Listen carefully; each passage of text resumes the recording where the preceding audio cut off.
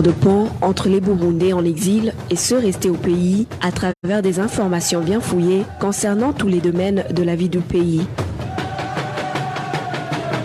Le magazine Humura Burundi est diffusé sur le web via le site de la RPA www.rpa.bi. Humura Burundi. À la présentation, Émile Nibasumba. Bonsoir et bienvenue dans le magazine Humura Burundi du 24 décembre 2019. Le magazine que vous suivez en direct sur Facebook, RPA Idjwi Diabanyagihugu. Voici d'abord le sommaire. L'explosion d'une grenade fait 3 morts au chef-lieu de la province Ngozi. C'était hier soir. Un malade mental serait parmi les personnes arrêtées par la police. Et la fête de Noël, c'est demain. Les réfugiés burundais d'Ondouta s'y préparent tant bien que mal. Et nous parlerons également de la suspension du commerce de viande de vache à Makamba. Les bouchers protestent contre les nouveaux prix fixés par le gouverneur de cette province. À la mise en onde, il y a Emestive Nyungeko et ingénieur Egide Ngemero. Les détails de cette édition, c'est dans quelques instants.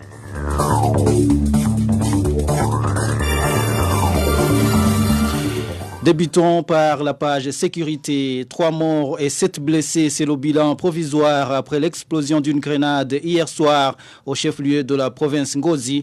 Une personne a été arrêtée par la police pour des raisons d'enquête. Les détails avec Rachel Kagissi. Il était aux environs de 18h45 de ce lundi lorsqu'une personne qui n'a pas été identifiée a lancé une grenade tout près du marché d'Ongozi sur le parking des voitures de transport en commune Gashikano à Ngozi Muyinga. Nos sources en Ngozi indiquent que 2 personnes sont mortes. Une autre a succombé de ses blessures après avoir été évacuée à l'hôpital autonome d'Ongozi. Les Imbonerakure, les policiers et les militaires se sont vite rendus sur le lieu du drame. Ainsi, une personne du nord de Sankara, un ancien combattant du CNDD-FDD, a été arrêté et ligoté par la police pour des raisons d'enquête. Soulignent nos sources. Toutefois, la population de la ville Ngozi dit que Sankara est un malade mental et demande des enquêtes minutieuses. Dans cette même nuit, d'autres personnes auraient été arrêtées dans la ville Ngozi après l'explosion de cette grenade. Nous n'avons pas pu joindre Edouard Moukoko, commissaire provincial de la province Ngozi, pour donner des éclaircissements. La sécurité est également menacée pour la population de la zone Gatumba, commune Mutimbuzi en province Bujumbura, suite aux inondations causées par les pluies torrentielles de jeudi et vendredi. Les habitants de cette localité demandent à tous ceux qui le peuvent de leur venir en aide dans cette situation qu'ils traversent. Les détails avec Trésor Nyongabo. Les collines les plus frappées par ces inondations sont la colline Kinyinya de la zone Gatumba et Kigaramango de la zone Rukaramu dans la zone Mutimbuzi en province Bujumbura. Ces inondations ont été causées par la déviation de la rivière Rusizi vers les maisons d'habitation qui se trouvent à proximité, indique cet habitant. La rivière Rusizi a dévié pour se déverser dans les maisons de Kinyinya 1 de la zone Gatumba et a inondé les environs de l'église des Emmanuel, pénétré vers Gisabage, communément appelé à Mushasha. Maintenant, la rivière Rusizi a envahi Kigaramango, Kinyinya 3 dans la zone Rukaramu. Les habitants qui habitent dans cette localité ont construit de petits ponts en bois pour pouvoir traverser. Actuellement, ces inondations ont déjà emporté plus de 30 maisons depuis la tombée de ces pluies torrentielles ce jeudi 19 décembre. La population vivant à proximité du pont Rusizi a dû déménager de peur d'être emportée par des précipitations. Ces habitants demandent à toute personne qui le peut de leur venir en aide dans les meilleurs délais. Maintenant, les habitants de Kinyinya 1 sont en train de déménager vers les locaux de la zone Gatumba. C'est là où le chef de zone les a placés. Nous demandons aux autorités compétentes de nous aider, car même les maladies liées aux mains sales peuvent nous envahir. Et plus il continue à pleuvoir, plus la rivière continue à dévier dans son lit. Nous avons contacté Hussein Nahetwa, chef de zone Gatumba, mais il s'est réservé de tout commentaire. Quant à Léonidas Nibigira, chef de zone Rukaramu, il nous a répondu qu'il est occupé. Je vous rappelle que vous pouvez également recevoir le magazine Humura Burundi à travers votre téléphone portable. Il vous suffit de nous envoyer un message sur notre WhatsApp, c'est le plus 49 151 294 16 348. Et tout de suite, nous parlons de la suspension de vente de viande de vache à Makamba. Retrouvez les différentes productions de la RPA sur Facebook, YouTube, Twitter et sur www.rpa.bi. Les bouchers de la province Makamba ont suspendu la vente de la viande de vache depuis une semaine. Ces bouchers ne sont pas d'accord avec les nouveaux prix fixés par le gouverneur de cette province. Les détails avec Éloge Divin Remèche. Ces nouveaux prix imposés par le gouverneur de la province Makamba, Gad Niukuri, puis contestés par les bouchers, ont été dictés au cours d'une réunion que le gouverneur a tenue avec les bouchers lundi de la semaine dernière. Ici à Makamba, il s'est tenu une réunion en date du 16 décembre entre le gouverneur et les bouchers. Il leur a ordonné que le prix d'un kilogramme de viande avec des os soit fixé à 5 000 francs et le prix d'un kilogramme de viande sans os à 5 500 francs burundais. Des prix qui ont été contestés par les bouchers. Les bouchers ont alors demandé au gouverneur Gad Niukuri de continuer à appliquer les prix habituels dans la vente de la viande afin d'éviter d'enregistrer d'éventuelles pertes.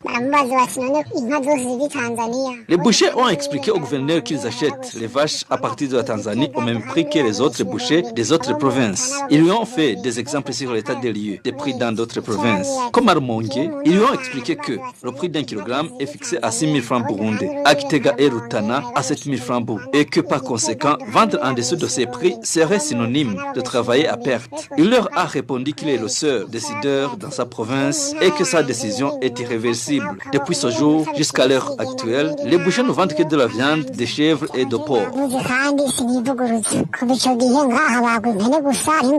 Pour ces jours de fête de fin d'année, ceux qui désirent s'approvisionner de la viande de vache sont obligés de se déplacer vers les marchés qui se situent dans les provinces frontalières ou encore vers la Tanzanie. Contacté à ce propos, Gad Niukuri, gouverneur de la province Makamba, a rejeté tout entretien avec la radio RPA.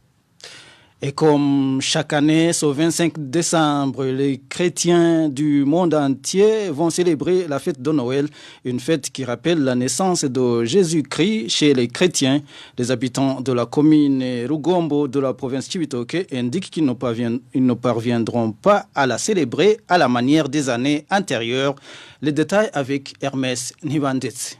Les prix des denrées alimentaires qui ont été revus à la hausse par certains commerçants concernent essentiellement le riz. Une denrée généralement chez le petit peuple était dans le temps consommée pendant les fêtes de Noël et de Bonne Année. Les habitants de la commune de Gombo, dans la circonscription de Cibitoke, déplorent cette hausse des prix des produits alimentaires qui ne leur permet pas de célébrer convenablement les fêtes de fin d'année.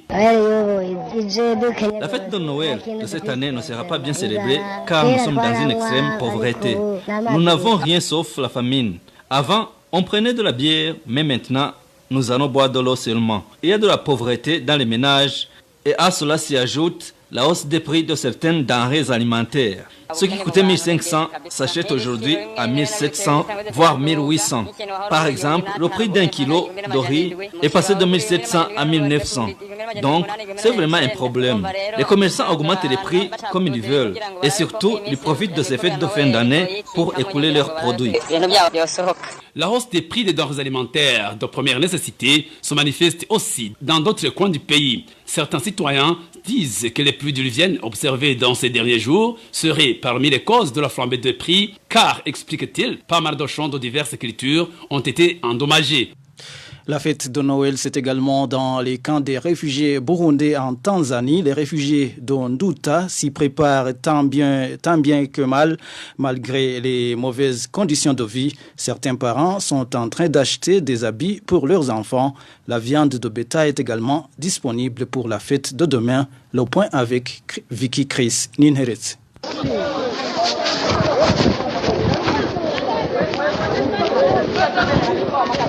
Nous sommes dans l'un des petits marchés situés dans la zone 5 du camp des réfugiés d'Onduta. Certains réfugiés burundais achètent quelques articles pour se préparer à la fête de Noël, une fête qui aura lieu ce mercredi. Ces réfugiés burundais disent qu'ils feront de leur mieux pour célébrer cette fête, même s'ils sont en exil.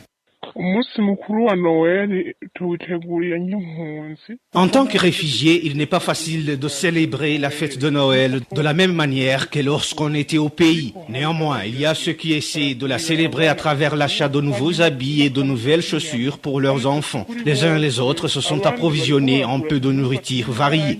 Et demain matin, on ira à l'église pour remercier le bon Dieu. Dans ce camp d'Onduta, du bétail a été abattu en guise de cette fête. Certains de ces réfugiés saluent la solidarité qui les caractérise dans ces jours des fêtes.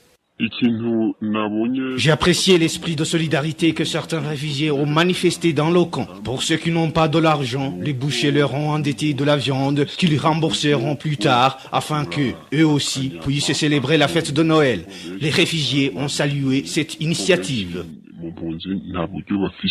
Ces réfugiés indiquent qu'ils célèbrent le Noël dans des conditions difficiles. Les denrées alimentaires sont également très chères, ajoute-t-il. Dans Douta, comme partout dans le monde, et vous nous suivez également sur la page Facebook de la RPA Idjwi Gawa Nyageogo.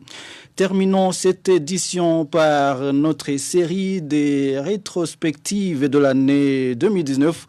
Aujourd'hui, nous parlons du secteur de la santé. C'est un secteur qui a été marqué par différentes épidémies, notamment le paludisme et le choléra.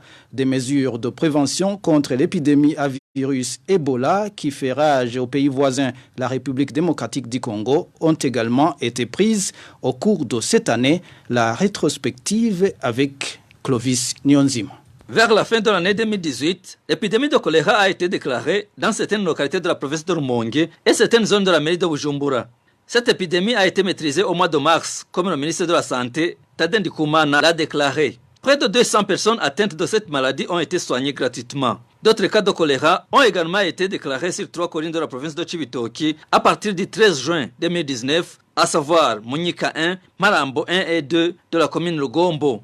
Le choléra a été aussi signalé dans les provinces de Bubanza et Bujumbura au début du mois de septembre. La Croix-Rouge a beaucoup aidé dans l'assainissement des ménages d'où sont venues les personnes déjà atteintes et leur voisinage. Les administratifs ont été également appelés à sensibiliser la population aux mesures strictes d'hygiène dans ces localités qui manquent souvent d'eau propre, ce qui a fait que cette épidémie.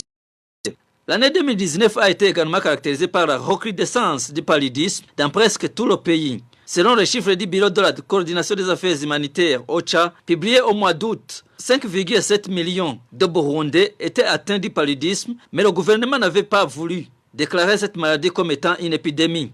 Pour essayer de maîtriser cette maladie, le ministère de la Santé publique a mis en place des sites avancés et 360 prestataires ont été recrutés pour travailler pendant une période de 22 semaines. De plus, il a été décidé de changer le traitement de cette maladie au Burundi. Le Coartem a été adopté sur base des évidences factuelles, selon toujours le ministre de la Santé publique.